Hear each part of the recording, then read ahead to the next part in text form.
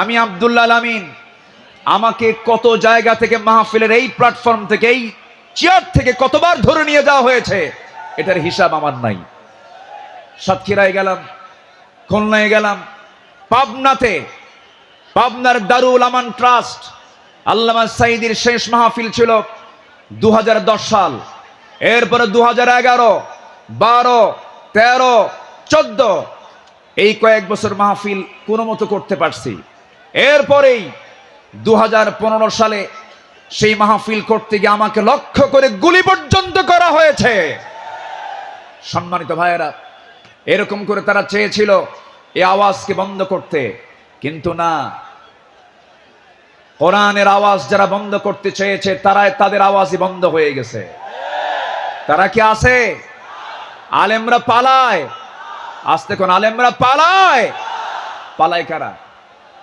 আমাদেরকে যারা রাজাকার বলে গালি দিয়েছে, পাকিস্তানি রাজাকার বলেছে, আমরা কেউ পাকিস্তান যাই নাই। দিল্লি রাজাকার সব দিল্লি গিয়ে বসে আছে।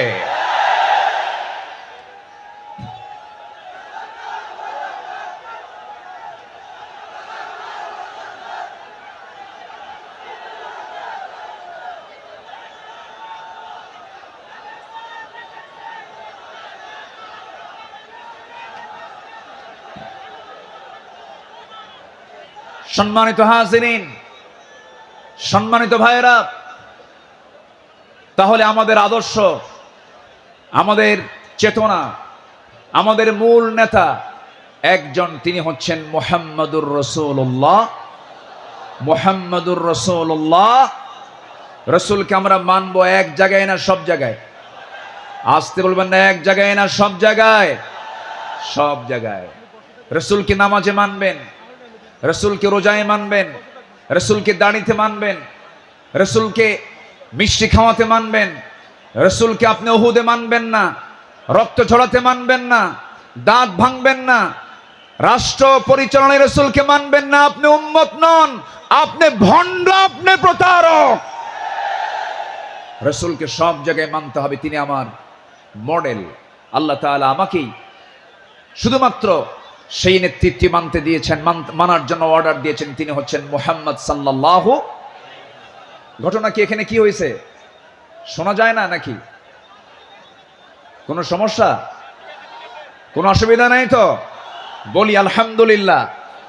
কিন্তু এই সাইডটা কন্ট্রোল হচ্ছে না। নিজামি কোথায়? এই সাইডটা আওয়াজ হচ্ছে বারবার।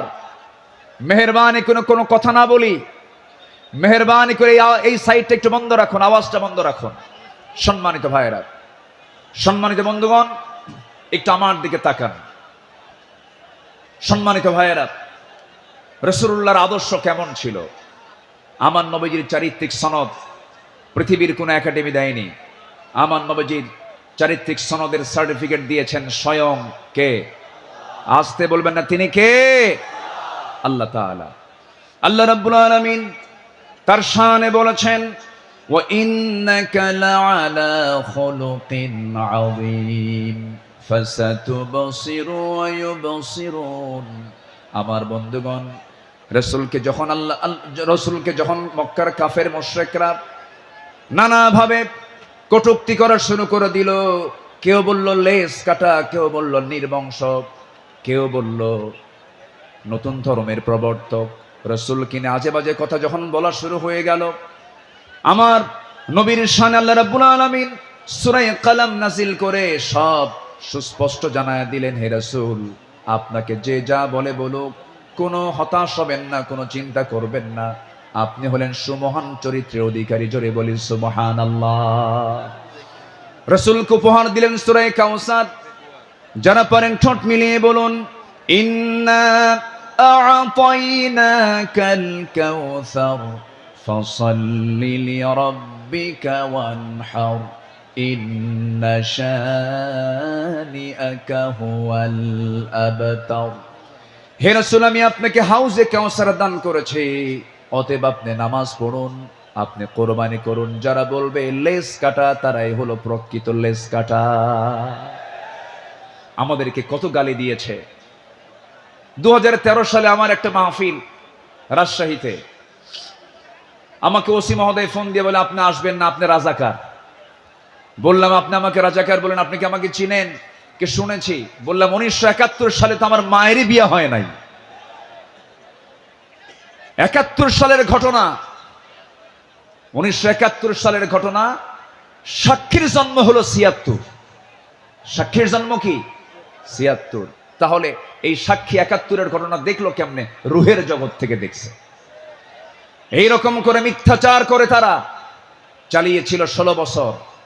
ফেরাউন পৃথিবীতে বেঁচে ছিল হলো 1600 বছর, এরা ছিল 16 বছর। সংখ্যার যে মিল হলো কেমনে বুঝলাম না। একটা সংখ্যার মিল আছে না নাই? চরিত্রেরও মিল আছে।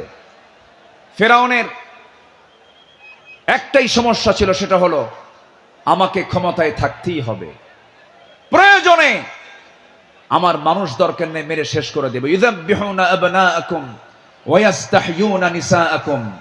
ফেরাউন কি করেছিল? জীবিত মায়ের পেট চিরে ছেলে সন্তানগুলোকে হত্যা করেছিল। এই পৃথিবীতে হত্যা রাজনীতি, ক্ষমতাকে পাকাপোক্ত করার জন্য হত্যা রাজনীতি প্রথম শুরু করেছিল ফেরাউন। আর যারা পৃথিবীতে হত্যা রাজনীতি করে তারা সবগুলো ফেরাউনদের প্রেতাত্মা। ফেরাউনকে আমরা বিদায় জানিয়ে দিয়েছি। সেদিন এক মাহফিলে বললাম এই কথা, একজন সামনে থেকে দাঁড়ানো, হুজুর ওটা ছিল পুরুষ ফেরাউন আর আমাদের দেশেরটা ছিল হলো লেডিস ফেরাউন। সম্মানিত ভাইয়েরা, আমার নবীজির যে আদর্শের দিকগুলো আমি আলোচনা করতে চাচ্ছি। নাম্বার 2 হচ্ছে আমার নবী হচ্ছেন 1 নম্বর বিশ্ব শ্রেষ্ঠ চরিত্রে তিনি অধিকারী। নাম্বার 2 হলো আমার নবীজির সালাত ছিল সবার চাইতে কম না বেশি? তিনি সেজদা দিয়েছেন কম না বেশি?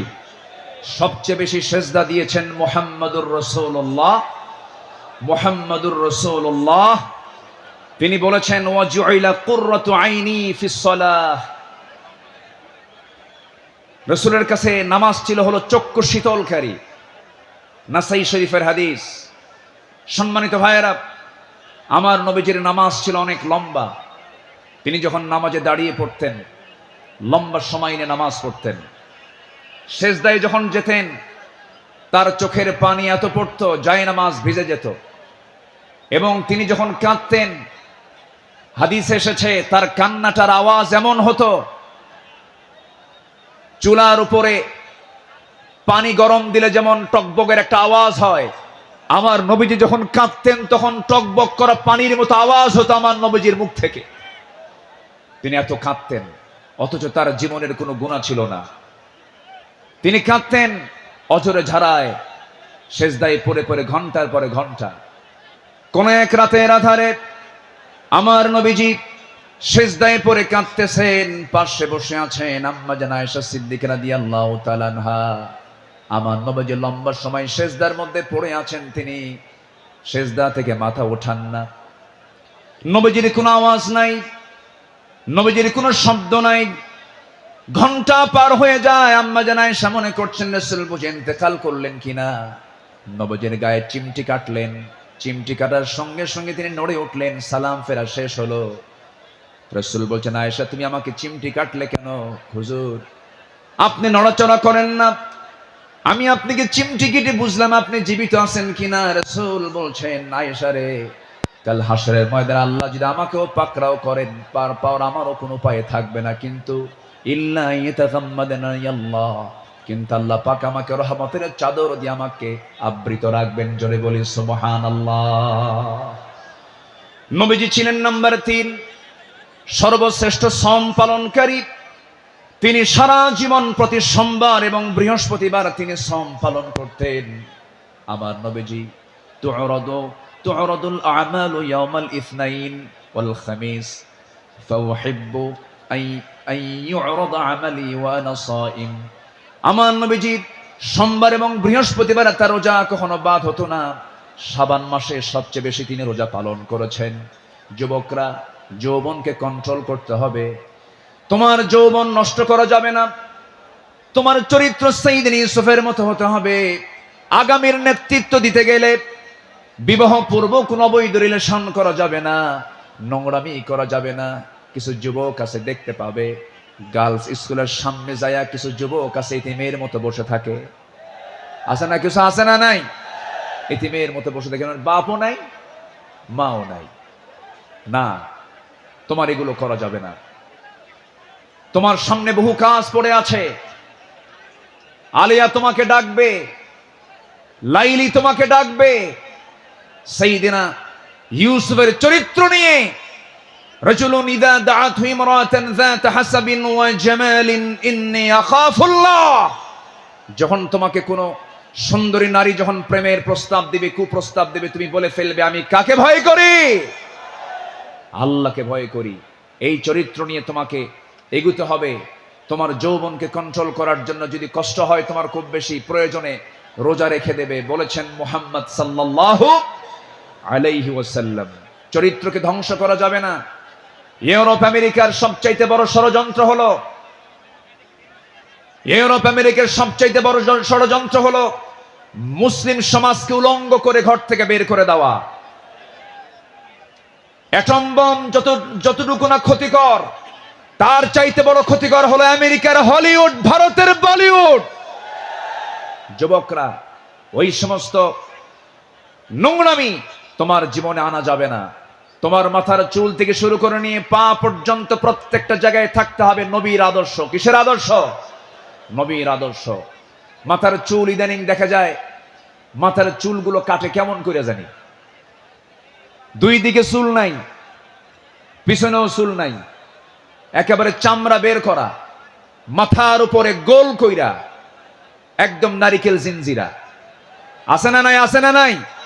একদম গোল করে রেখে দেয়।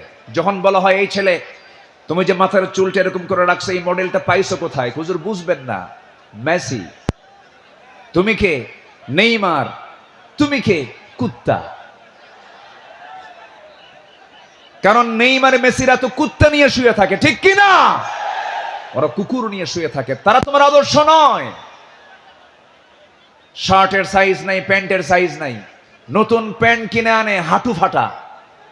কি আমি কি ভুল বলতেছি? নতুন প্যান্ট কিনে আনে কি ফাটা?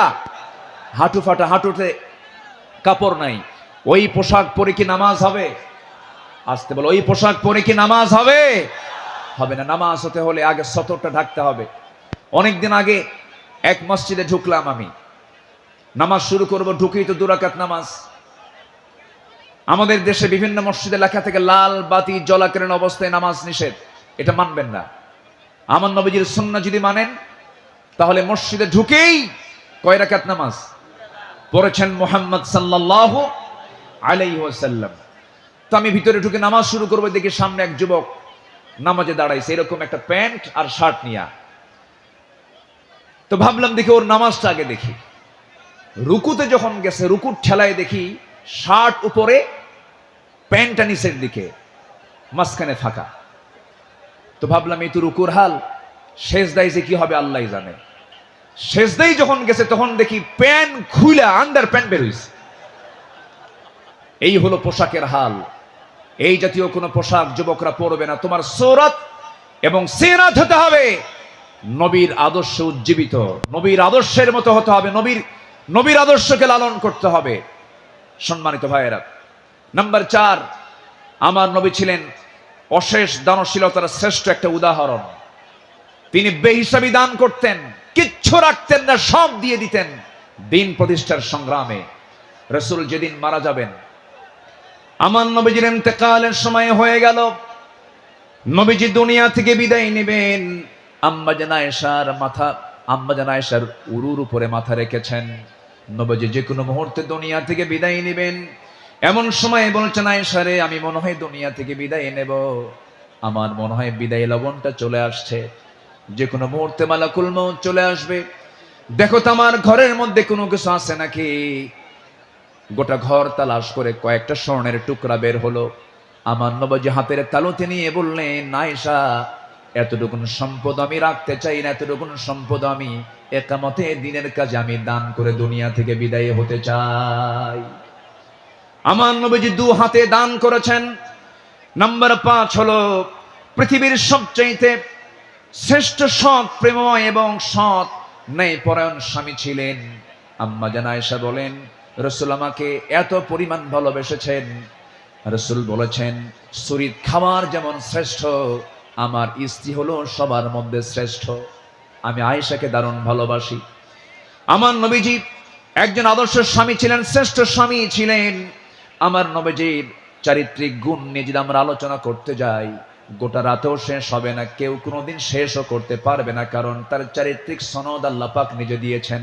আর তার চরিত্র হলো কানা খুলুকুহুল কোরআন, তার চরিত্রই হলো কোরআনে কারীম। জোরে বলি সুবহানাল্লাহ। আমার নবীর নাম্বার 6, তিনি ছিলেন একজন অলংকারিত শ্রেষ্ঠ বাবা। এমন বাবা পৃথিবীতে আর খুঁজে পাওয়া যাবে না। রাসূল 4 মেয়ের বাপ ছিলেন। কয় মেয়ের বাপ ছিলেন বলেন? আস্তে কয় মেয়ের বাপ ছিলেন? আল্লাহ পাক আমাকেও আপনাদের দোয়ায় 4টা মেয়ের বাবা আমাকে বানিয়েছেন। এত আস্তে আলহামদুলিল্লাহ বললেন, বিয়ে কি আপনি দিবেন নাকি? এটা জোরে বলেন না আলহামদুলিল্লাহ। 4টা মেয়ের বাবা ছিলেন মুহাম্মদ সাল্লাল্লাহু আলাইহি ওয়াসাল্লাম। নবীজি মেয়েদেরকে বিয়ে দিয়েছেন। সাইয়েদনা ওসমান কি মেয়ে দিয়েছেন, আবার সাইয়েদনা আলীকেও মেয়ে দিয়েছেন। একজনকে দিয়েছেন ধনী ছেলের সাথে, আরেকজনকে দিয়েছেন গরিব ছেলের সাথে। রাসূল কি ব্যালেন্স করেছেন। সবচেয়ে প্রিয়, সবচেয়ে আদরের দুলালী ফাতিমাকে গরিব ছেলের সঙ্গে বিয়ে দিয়েছেন।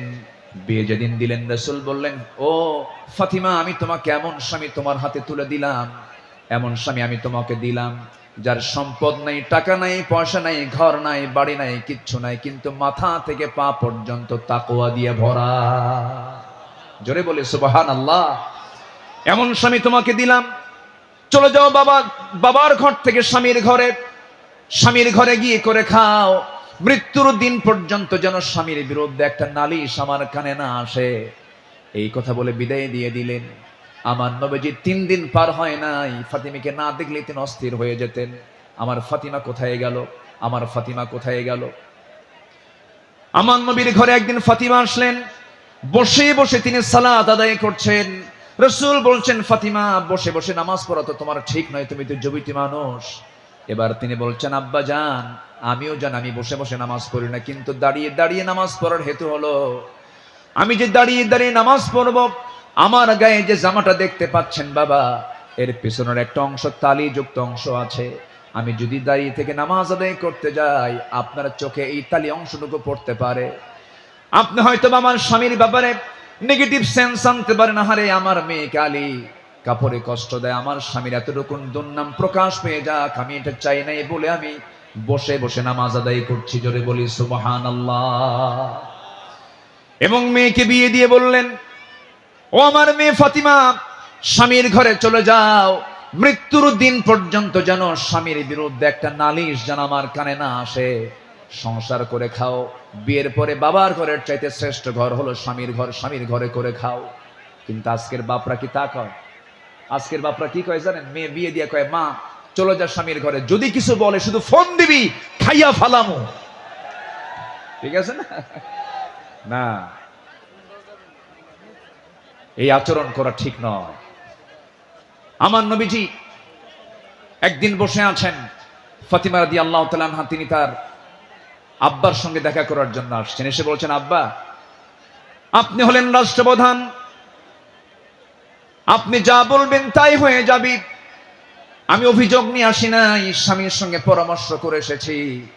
আমরা যে ঘরে থাকি ভাড়ার ঘর, মেঝেটা কাঁচা, গায়ে পায়ে কাপড়ের ময়লা লেগে যায়।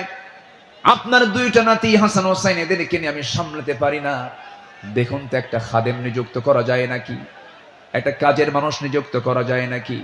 আমার রাসূল বলছেন, ও আমার কলিজার টুকরা মেয়ে ফাতিমা, এদিকে আসো। তোমার বাবা তার নিজের কাপড় নিজে ধৌত করে, নিজের ঘর নিজে ঝাড় দেয়। তোমার পিতা কারো সাহায্য নেয় না তার ব্যক্তিগত কাজের ক্ষেত্রে। আমি চাই আমার মেয়ে ফাতিমা তুমি এমনই থেকে যাও, দুনিয়াটাকে বড় করার চেষ্টা করো না ফাতিমা। আমি তোমাকে একটা আমল শেখায় দিচ্ছি, তুমি যাও সে আমলটা করো। সুবহানাল্লাহ, আলহামদুলিল্লাহ, আল্লাহু আকবার 33 33 বার করে সকাল সন্ধ্যা পড়বে। আমার আল্লাহ তোমার সমস্ত কাজের জিম্মাদার হয়ে যাবেন। জোরে বলি সুবহানাল্লাহ। আমার বন্ধুগণ, নাম্বার 7 হলো রাষ্ট্রে প্রথম মসজিদ প্রতিষ্ঠা তিনি করেছেন, ইসলামী সংস্কৃতি প্রতিষ্ঠা করেছেন। নাম্বার 8 হলো বিশ্ববাসীর জন্য তিনি প্রেরিত কোরআনের প্রথম এবং শ্রেষ্ঠ প্রধান শিক্ষক তিনি। ইন্নামা বুইসতু মুআল্লিমান বুইসতু লিউতাম্মিমা মাকারিমাল আখলাক। রাসূল বলেন, আমি পৃথিবীতে প্রেরিত হয়েছি মানুষের চারিত্রিক মানকে তার চূড়ান্ত শিখরে পৌঁছে দেবার জন্য। জোরে বলি সুবহানাল্লাহ। নাম্বার 9 হলো যুদ্ধের ময়দানে তিনি ছিলেন অগ্রগামী, সাহসী একজন নেতা। বদর, উহুদ, খন্দক, এই সমস্ত যুদ্ধ তার প্রমাণ। প্রতিটা যুদ্ধে আমার নবী সবার পেছনে না সবার আগে? সবার পেছনে না সবার আগে? সবার আগে। সবচেয়ে মার খেয়েছেন উহুদের ময়দানে, সবচেয়ে বেশি রক্ত ঝরিয়েছেন মুহাম্মদুর রাসূলুল্লাহ, মুহাম্মদুর রাসূলুল্লাহ সাল্লাল্লাহু আলাইহি ওয়াসাল্লাম। নাম্বার 10, সময় তো অল্প, আমাকে সংক্ষিপ্ত করে বলতে হচ্ছে। নাম্বার 10, সর্বদা তওবার জন্য অস্থির চিত্তের অধিকারী, অস্থির মনের অধিকারী। সর্বদা তিনি তওবা করতেন এবং তিনি বলতেন, তুবু ইলাল্লাহ ফাইন্নী আতুবু ফিল ইয়াউমি মিআতা মাররা। ও আমার সাহাবীরা, তোমরা বেশি করে তওবা করো, আমি বিশ্বনবী সারাদিনে 100 বারেরও বেশি বার তওবা করি।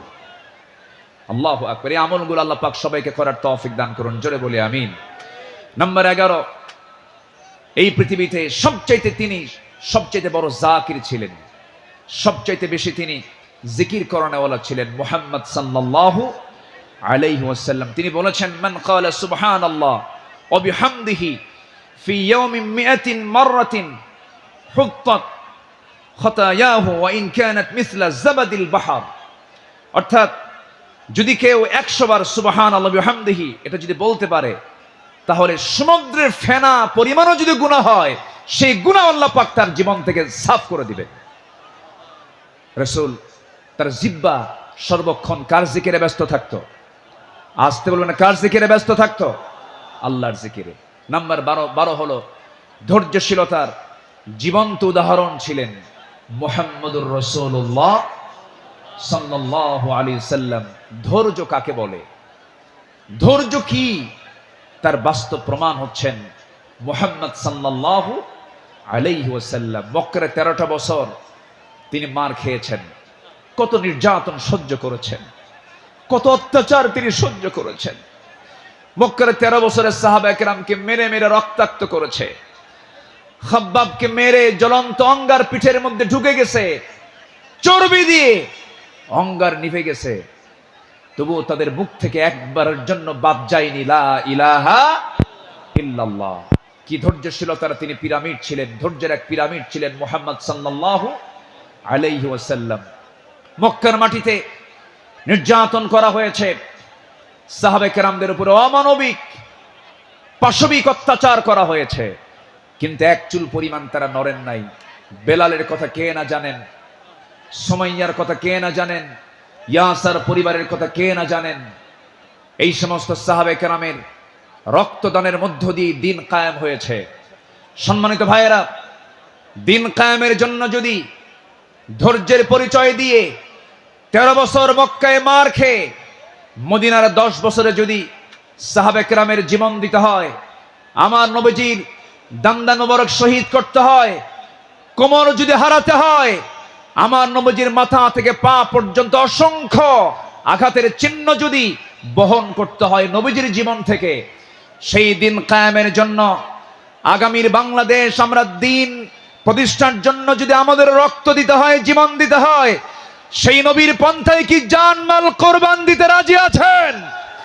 রাজি আছেন কারা কারা? হাত উঁচু করে আল্লাহকে সাক্ষী রেখে দেখায় দেন।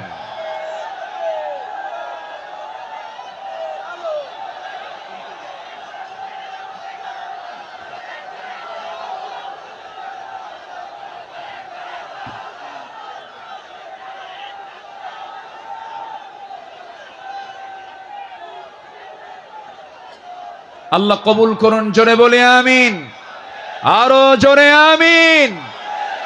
বাইরে জীবন দেওয়া তো সস্তা না, যত রক্ত লাগে দেব, প্রয়োজনে লোক পাঠাবো, আমি যাব না। এই চরিত্রের মুনাফিক আমার দেশে আছে না নাই? আবু সাইদরা জীবন দেয়, আমার দেশের কিছু মুফতিরা ফতুয়া দেয়, ও তো শহীদ হয় নাই। হ্যাঁ, আবু সাইদরা জীবন দেয়, শহীদ অসীমরা জীবন দেয়, আমার দেশের কিছু ফতুয়া সন্ত্রাস, এগুলো ফতুয়া সন্ত্রাস, এরা ফতুয়া দেও নাকি শহীদ হয় নাই। তুমি কোন কসু করছো? আমার দেশে 16 বছর অনেক ওলামা, অনেক আলেম আমার দেশে অবস্থান করছেন, এখনো আছেন। বিগত 16 বছর তাদের উপর একটা মামলা তো দূরের কথা, একটা আচরও গায়ে লাগে নাই। দেশ যখন পট পরিবর্তন হয়েছে, চোরের মায়ের বড় গলা।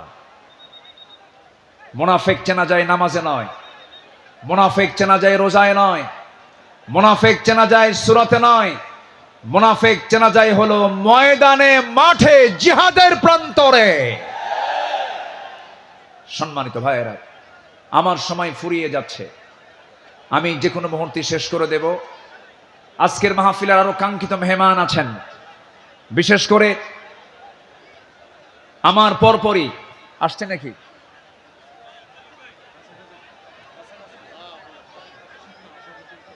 হ্যাঁ,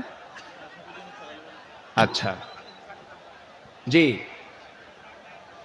বিশেষ করে এদেশের ইসলামী আন্দোলনের জীবন্ত শহীদ তালহা বিন ওবায়দুল্লাহর যোগ্য উত্তরসূরি ডক্টর শফিকুল ইসলাম মাসুদ হাফিজাহুল্লাহ, তিনি অল্প সময়ের মধ্যে আমাদের মাঝে আসবেন। জোরে বলি ইনশাআল্লাহ, জোরে বলি ইনশাআল্লাহ।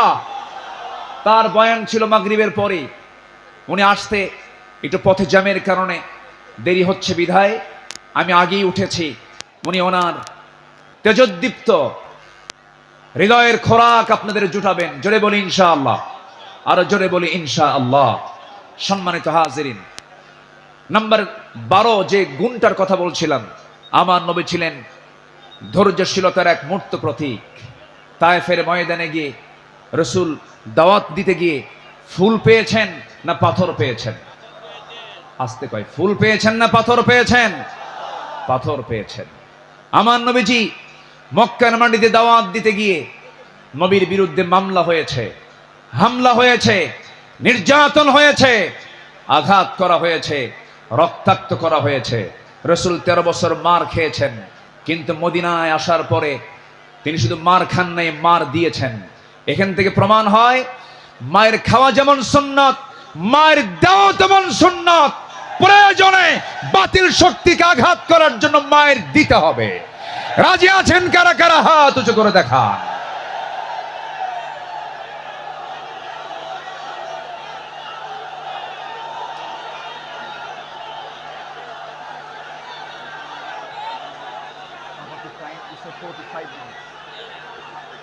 বাড়ায় দেবো, বাড়াবো? আচ্ছা,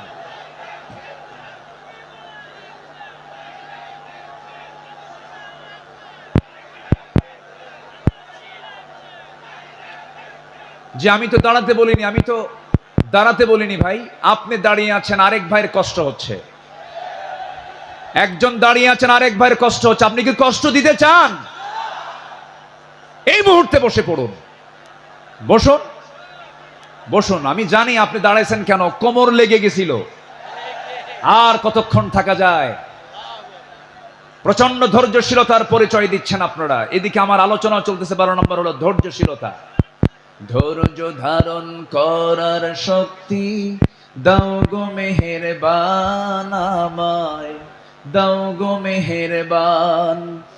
ধৈর্য ধারণ করার শক্তি দাও গো মেহেরবান আমায়, দাও গো মেহেরবান। বুকের ভেতর ব্যথার নদী বইছে অবিরাম, বইছে বইছে অবিরাম। ধৈর্য ধারণ করার শক্তি দাও গো মেহেরবান আমায়, দাও গো মেহেরবান। জোরে বলি আমিন, আরো জোরে আমিন। নাম্বার 13 হলো সৎ নেতৃত্ব এবং ন্যায় বিচারে উজ্জ্বল দৃষ্টান্ত রেখেছেন মুহাম্মদুর রাসূলুল্লাহ সাল্লাল্লাহু আলাইহি সাল্লাম। সবার কম বেশি জানা আছে আমার নবীজির কাছে এক সম্ভ্রান্ত মহিলা চুরির প্রমাণ মিলেছে। নবীর কাছে রিপোর্ট এসেছে। রাসূল বললেন, তোমরা এই মহিলাকে নিয়ে যাও, কোনো কথা নেই। ইসলামের যে সিদ্ধান্ত হাত কেটে ফেলা, ফাকতাউ আইদিয়াহুমা, আস-সারিকু ওয়াস-সারিকাতু ফাকতাউ আইদিয়াহুমা, কোনো কথা নেই, চুন্নি হলেও হাত কেটে দিতে হবে। সেই সম্ভ্রান্ত পরিবারের সদস্যবৃন্দ সাইয়েদনা ওমর ফারুকের কাছে গেলেন, গিয়ে বলতেছে, সাইয়েদনা ওমর, আপনি যদি একটু সুপারিশ করতেন, হয়তো আমাদের রাসূল একটু এখানে ক্ষমার দৃষ্টিতে দেখতেন, লঘু শাস্তি দিতেন। সাইয়েদনা ওমর ফারুক যখন তার কাছে গিয়ে বললেন, ইয়া রাসূলুল্লাহ, সম্ভ্রান্ত পরিবারের মেয়ে, দেখুন তো একটু এই জায়গায় শাস্তিটাকে কমিয়ে লঘু করা যায় কিনা। আমার নবীজির চেহারা রক্তিম আকার ধারণ করলো, নবীজির চেহারা লাল বর্ণ আকার ধারণ করলো। নবীজি এবার বলছেন, ওমর, তোমার দারাজ কণ্ঠ কোথায় গেল? তোমার আওয়াজ তো খুব স্লো হয়ে গেছে, তুমি এমন দারাজ কণ্ঠ তোমার হারিয়ে গেল কেন? ওমর, তুমি আমাকে যে প্রস্তাব দিতে এসেছো, আমি তোমাকে স্পষ্ট ভাষায় জানান দিতে চাই। এই জায়গায় যদি আল্লাহি লাউ আন্না ফাতিমাতু বিনতে মুহাম্মদ সারাকাত লাকাতাতু ইয়াদাহা, যদি এই মুহূর্তে আল্লাহর কসম করে বলি, আমার কলিজার টুকরা ফাতিমা বিনতে মুহাম্মদ যদি চুরি করে ধরা পড়ে যেত, আমি রাসূল সময়কে সাক্ষী রেখে নিজ হাতে আমি আমার ফাতিমার হাত কেটে দিতাম। জোরে বলি আল্লাহু আকবার, আরো জোরে আল্লাহু আকবার। সেই বিচার, সেই শাসনকে আমরা দেখতে চাই। সেই বিশ্বনবীর তৈরি করা, তিনি যে পার্লামেন্ট তৈরি করেছিলেন, যে আদালত কায়েম করেছিলেন, কোরআনের আদালত, সেই কোরআনের আদালতকে আমরা দেখতে চাই। তাহলে আমরা সৎ এবং যোগ্য নেতৃত্ব কায়েম করব, সেই কাজে আমরা নিজেকে প্রস্তুত করব। জোরে বলি ইনশাআল্লাহ, আরো জোরে বলি ইনশাআল্লাহ। জিকির করি লা ইলাহা,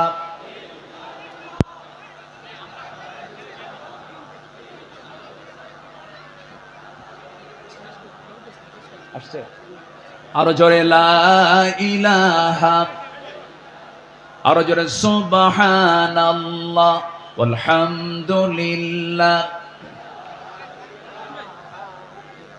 লা ইলাহা ইল্লাল্লাহু মুহাম্মাদুর রাসূলুল্লাহ সাল্লাল্লাহু। সবার কাছে দোয়া চাই, সবাইকে আমার জন্য দোয়া করবেন। সবার কাছে দোয়া আছে, সবার জন্য দোয়া করে আমি এখানে শেষ করছি। সুবহানাকাল্লাহুম্মা ওয়া বিহামদিকা আশহাদু আল লা ইলাহা ইল্লা আনতা আস্তাগফিরুকা ওয়া আতুবু ইলাইক। আসসালামু আলাইকুম।